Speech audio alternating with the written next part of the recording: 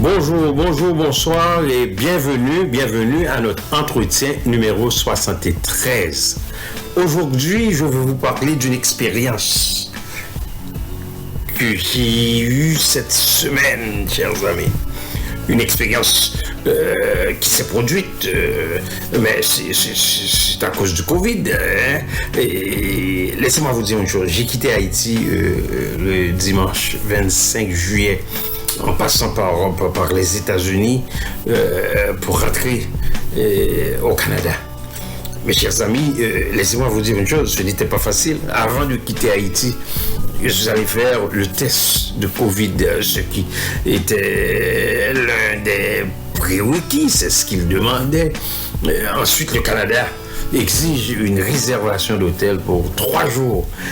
Qu'arrivé au Canada, je devrais encore passer un autre test de Covid et aller à l'hôtel pour attendre les résultats.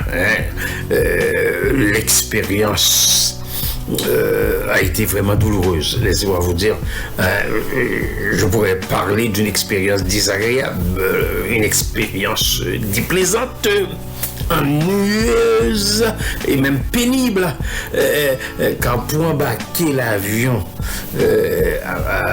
en partant d'Haïti, on m'a exigé le test, tout en me posant un tas de questions et en me faisant un tas d'exigences. Une réponse négative à ces questions pourrait amener à un refus de me laisser embarquer dans l'avion. Ensuite, pour prendre le deuxième vol, à partir de Fort Lauderdale, là, la chose devenait beaucoup plus compliquée, Et la première question que l'agent m'a posée est celle-ci. Monsieur, avez-vous votre carnet de vaccination? J'étais fort surpris, car je ne m'y attendais pas. Je n'ai jamais su que pour voyager, qu'il fallait avoir un carnet de vaccination. J'ai répondu non. Là, on m'a mis dans une autre catégorie, une catégorie de gens non conformes, non appropriés, non adéquats, et même je dirais non semblables aux autres. Et là, chers amis, arrivé à Montréal, les pressions s'accentuaient. On m'a demandé de rester à l'hôtel, aller à l'hôtel à mes frais, pendant 3 jours. Et à chaque fois qu'on m'apportait à manger, la personne frappait la porte et déposait la nourriture derrière la porte et partait en courant. Je ne pouvais même pas la voir car je n'étais pas conforme. Et en fait, tout le monde avait peur de moi. On m'a mis de l'autre côté du mur et j'étais toujours de l'autre côté du mur. Là, j'ai commencé à réfléchir. Je me suis dit, écoutez, sans me forcer à prendre ce vaccin physiquement, on est en train de le faire psychologiquement. Et finalement, chers amis, laissez-moi vous dire une chose, ils ont réussi. Je suis allé prendre ma première dose.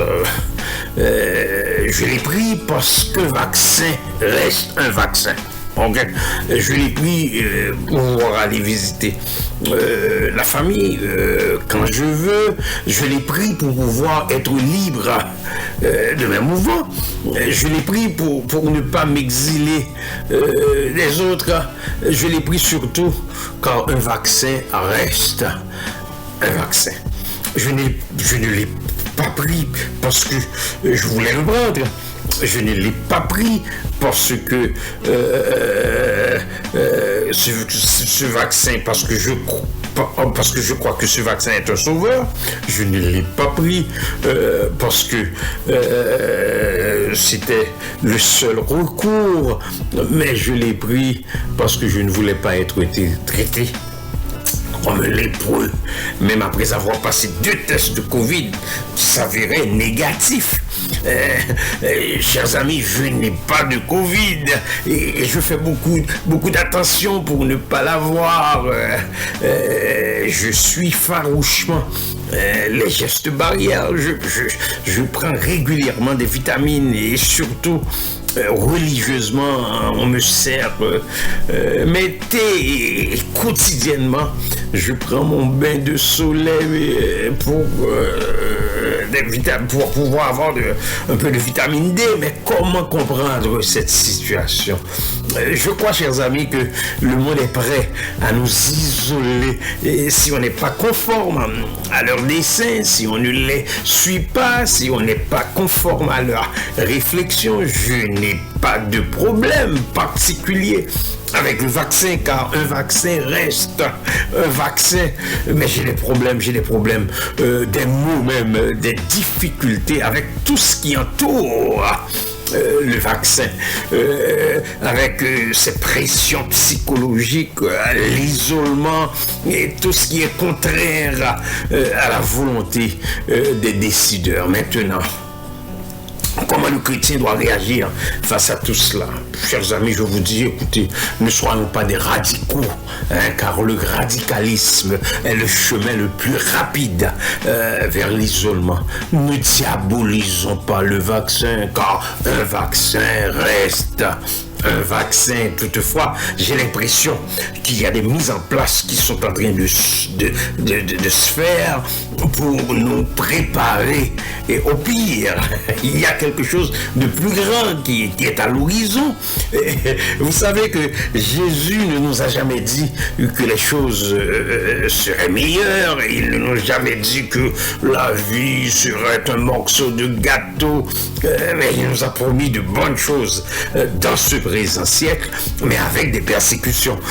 Ne laissons pas cette période difficile, tumultueuse, bruyante, empressée, agitée, nous éloigner de Dieu. Un vaccin reste un vaccin. Restons fidèles à notre Dieu, continuons à travailler pour lui, ne nous laissons pas distraire. Un vaccin reste un vaccin. Clébert Jean-Charles vous a parlé. Au revoir, chers amis, et vraiment à bientôt.